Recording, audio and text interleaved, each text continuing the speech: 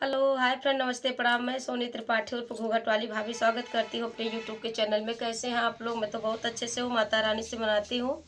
आप लोग भी जैसे रहिए, जहाँ भी रहिए मस्त रहिए, अपने अपने काम में व्यस्त रहिए। थोड़ा सा टाइम निकाल के हमारा वीडियो देखा कीजिए। आज भी हम आप लोगों के लिए जनेऊ गीत ही लेकर आई हूँ और आप लोग मेरे जनेऊ गीत को सुनिएगा। आप लोगों को पता है कि जनेऊ गीत की फरमाइश आई है, इसलिए हम जो है जनेऊ जनेऊ गीत आप लोगों को सुना रही हूँ। तो आप लोग मेरे गीत को सुनिएगा और हमारा गीत आप लोग को थोड़ा सा पसंद आए तो आप लोग शेयर, लाइक और प्यारे से कमेंट में ज़रूर बताइएगा कि आप लोगों को हमारा ये गीत कैसे लगा। सुनिए, मैं सुनाती हूँ। हथवा पैरासी डंडा गले मुझे माला हो, भीखी मांगे जाल बरुआ मामा जी के द्वारे हो, भीखी मांगे जाल बरुआ मामा जी के द्वारे हो। हथवा पर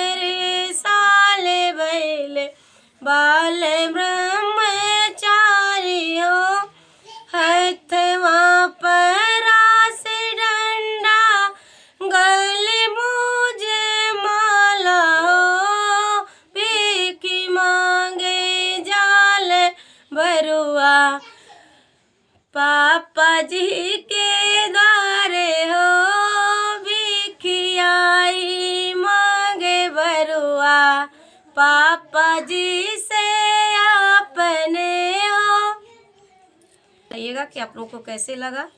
फिर मिलते हैं ऐसे नेक्स्ट वीडियो में। आप लोगों की पसंद का जनेऊ गीत या विवाह गीत, सोहार गीत जो भी रहेगा मैं लेकर आऊँगी। तब तक के लिए जय माता दी, राधे राधे, जय श्री कृष्ण।